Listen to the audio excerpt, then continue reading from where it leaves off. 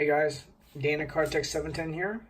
Wasn't actually planning on shooting a video this week. I actually have some cards on order that I still haven't received in the mail yet. But today, Saturday, I actually went to the local card show that's ran by the WSSCA, which is the Washington State Sports Collectors Association. Small little club that we have here in Seattle, and they run a show twice a year in June and November.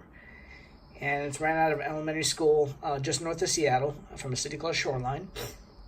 And they charge you like $5 to get in. And if the funds their club, I think it's a great little association. It's a nice little show. It's ran out of like a auditorium / multi-purpose room out of elementary school.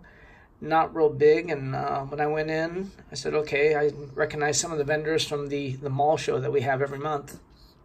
And it's kind of more of the same, a lot of raw cards, both vintage and modern, memorabilia. I think it's great, but it's not really my thing. I like buying cards that are slabbed only because if I buy vintage cards that are raw, my intention is inevitably to send them to PSA, and I'm just terrified of getting like a miscut or a cut that's been trimmed or something like that. So, and I'm also really bad at guessing what kind of grade it is prior to getting slabbed. So if they said a card was going to be excellent mint, I really wouldn't know the difference if I bought like an excellent card or something.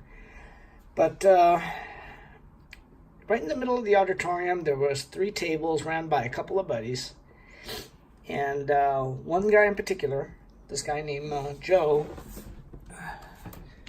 Garrone from J&D Sports Cards. I actually asked him for permission that I would be posting this his card and his name and information on YouTube, and he was perfectly fine with that. This guy travels the country doing shows. He does the National. He does several on the East Coast and even like Chicago. And he's actually from Northern California, but he had 3 little display cases, and they were just stocked full of just fantastic cards in high grade and well centered. It just right up my alley. It was almost like, oh my gosh, out of this little show, this table was absolutely perfect for me. So I spent a lot of time there, and I wasn't actually planning on buying cards today. I only went to the show with a couple $100. But the more I bought, the more he was willing to work with me. And currently I'm working on getting the stars of the 68 Top Series in a PSA grade of 8 or higher. And he just so happened to have a couple on my shopping list that, like I said, the more I bought, the more he was willing to work with me on the price. This is the 68 Topps Carl Yastrzemski and a PSA 8. A little off top to bottom, but perfectly centered on left to right, which is what you want in the vertical cards of the 68 Topps. Second card I got was the 68 Topps Pete Rose, also in a PSA 8.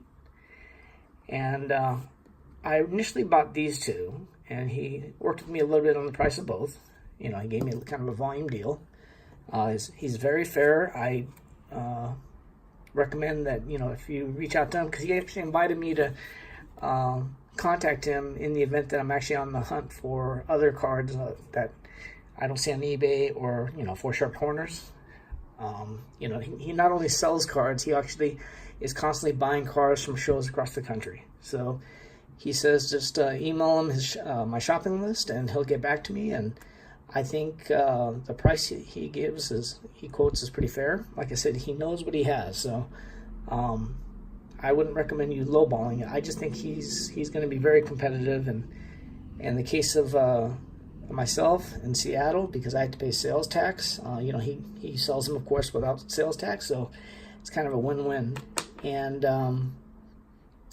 I said I would do another lap around the show, but I was eyeballing another card that he had of the 68 Topps. And like I said, I wasn't planning on buying it, but I'm glad I did, because my last card is the 69 Topps Willie McCovey in a PSA 9. And take a look at this. It's just perfect. Perfect centering. It's one of those cards that I'm really glad that I bought, because had I not bought it, I would constantly be kicking myself saying, I could have got this card at this price in this quality at the show, and I chose not to. So Like I said, 3 cards that I wasn't even planning on getting, although they were on my shopping list. So I highly recommend, if you guys ever see this guy at a show, J&D Sports Cards, Joe Garrone, talk to the guy. He's a pretty great guy, no pressure, knows his cards, and knows what he has. But I'm definitely going to be reaching out to him, and hopefully I see him in future shows in the near future. So, like I said, guys, I'll be posting my other cards of my recent pickups once I actually receive them, hopefully by this week. But 3 more cards from my 68 top set in high grade. So if you guys like videos like this, I suggest you subscribe to my channel. You know, Jeremy from Base 1986, he actually was going through some of the other tables, going through the raw cards. So hopefully he'll be posting a video of what his pickups were today. But great seeing him again. You know, if you guys haven't already, take a look at Base 1986's channel. His videos are very enjoyable. And as always, guys, thanks for watching.